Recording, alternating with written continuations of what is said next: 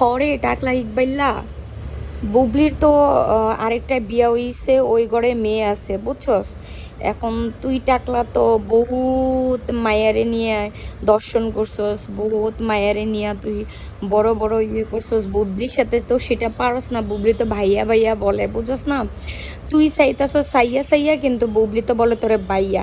যার জন্য তুই কত টাইপের কথা বলবি যে টাকলা বুবলির বিয়া হইছে, বুবলির বিয়ে আরেক ঘরের বাচ্চা আছে, সাকিবের সাথে বিয়া হয় নাই, তুই এফডিসি থেকে কান ধরে উঠবো, তুই তো কত কিছুতে এফডিসি থেকে কান ধরে উঠবস করস।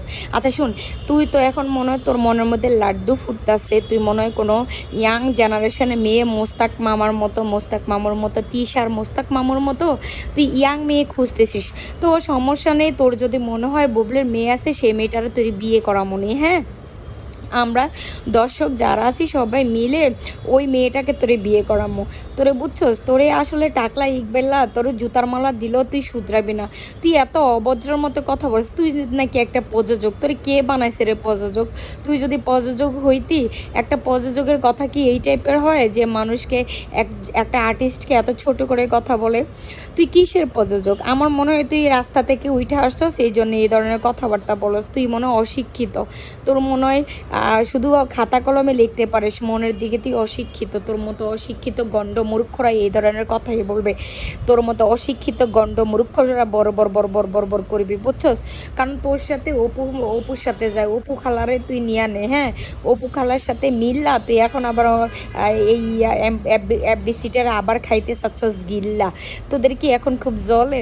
দেখ সমস্যা নেই, এখন আর অপু খালারও কোনো টাইম থাকবে না, কারণ আমাদের শাবনুরও চলে আসছে। অপু খালা এক সময় আমাদের শাবনুরকে বিতাড়িত করেছে সব নায়িকারে। সাহারা খাতুনের সাথে কত সুন্দর হিট টিট হয়েছিল মুভি, সেই মুভিটাকে পর্যন্ত একেবারে শাকিব খানকে সে বাদ দেওয়ার জন্য, শাকিব খানের গলায় ঝুলানোর জন্য সে কত কিনা কইরা তারপর হচ্ছে শাকিব খানের গলায় ঝুলছে। এখন যেই শাকিব খান তাকে ছাইরা দিচ্ছে, এখন সেই শাকিব খানরে নিয়ে এত টানা হেসরা কেন করতেছে বুয়া বুঝতেছে না।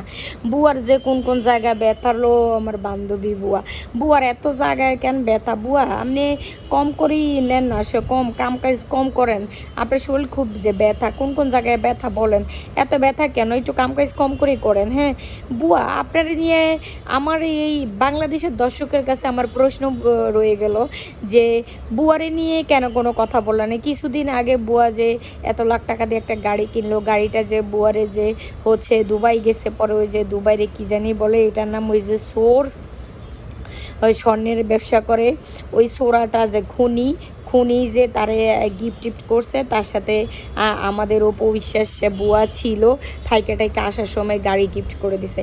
তো টাকলা ইকবেল্লা সব কথার কথা হয়েছে, তুই টাকলা ইকবেল্লা এত ফাল পারিস না, এত ফাল পারিস না, তোর মুভি আর কেউ খায় না, বুঝছস। টাকলা ইকবেল্লার মুভি খাইব না তো হ্যাঁ খাইব, তুই একটা কাজ কর, তোর মাথার মধ্যে নতুন চুল গজাই নে, তো তোর আর কেউ টাকলা ইকবেল্লা কইব না, তারপরে দেখিস নি তোর যে ছবি হিট হইব, বুঝছস নি, টেনশন নিস না। আর তুই যেভাবে বুবলির পিছনে লাগছিস, বুবলির হাগুর ভিতরে কি পারফিউম মারা না সেন্ট মারা, কোনটা মারা? বুবলির হাগুর মধ্যে খুব বাস না, তুই বুবলির হাগুরে এরকম জিব্বা দিয়ে লেখতাছস কেন কুত্তার মতন? বুবলির হাগুরে তুই অপু বিশ্বাস দুজন মিললা কি সাইটটা খাইবি, এই জন্য এরকম করতেছ? সারা মিল লজ্জা শরম হয় না? আর কত তোদেরকে লজ্জা দিব? আর শাকিব খান আপনি তো হচ্ছেন একটা কান কাটা, নিজের ওয়াইফকে অসম্মান করে যারা, তাদেরকে নিয়ে আবার আপনি আপনার হারল্যান্ডের মধ্যে তো ওরে বের করে দিচ্ছেন। আমরা অনেক খুশি হয়েছি অপু বিশ্বাসের বের করে দেওয়াতে, খুব খুশি হয়েছে, কারণ ওর সাথে আপনার সাথে যায় না।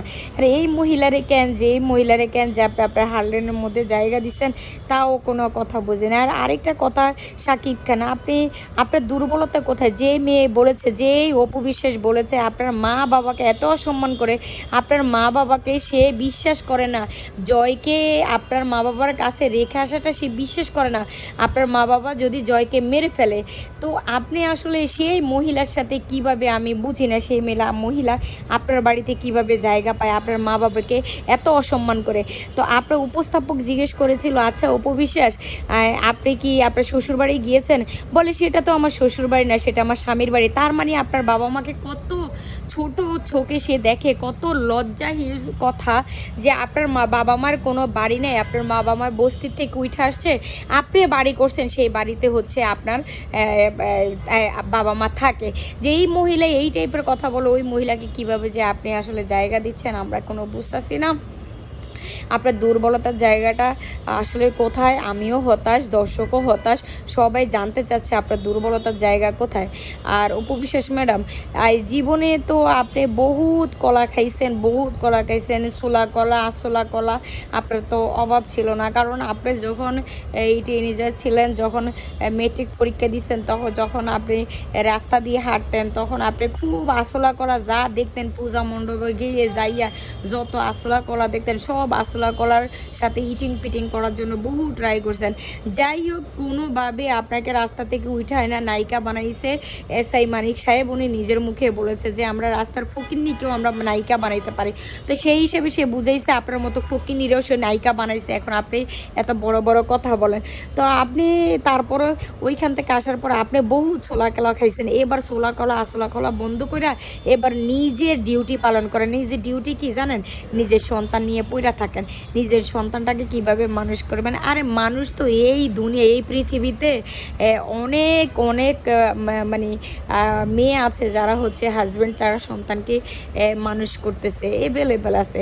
আপনি অনেক মেয়ে আছে গোপনে হাজব্যান্ড বিয়ে করছে, মেয়ে যায় না কিন্তু না জানার ভান ধরে আছে, কিচ্ছু বলে না, কিন্তু সে চায় তার সন্তানকে মানুষ করার জন্য। আপনি কি চাইতেছেন যে এইখানে আইসা আহা উমা বা উবা এরকম করবেন?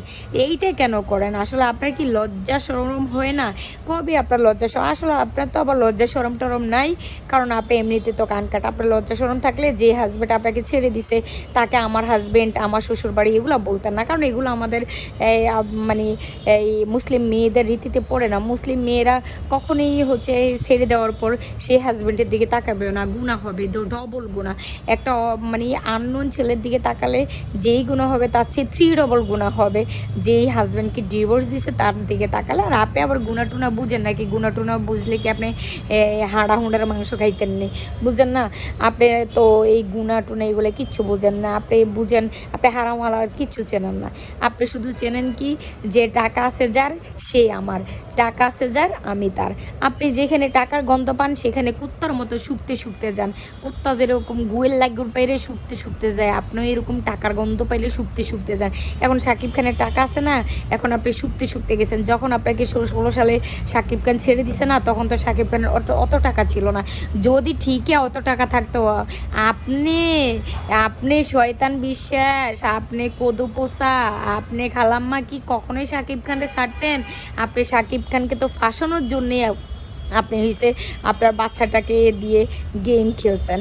তো আসলে আপনি গেম খেলেন আর যাই খেলেন, যত কিছুই করেন, আপনি আসলে পার পাবেন না।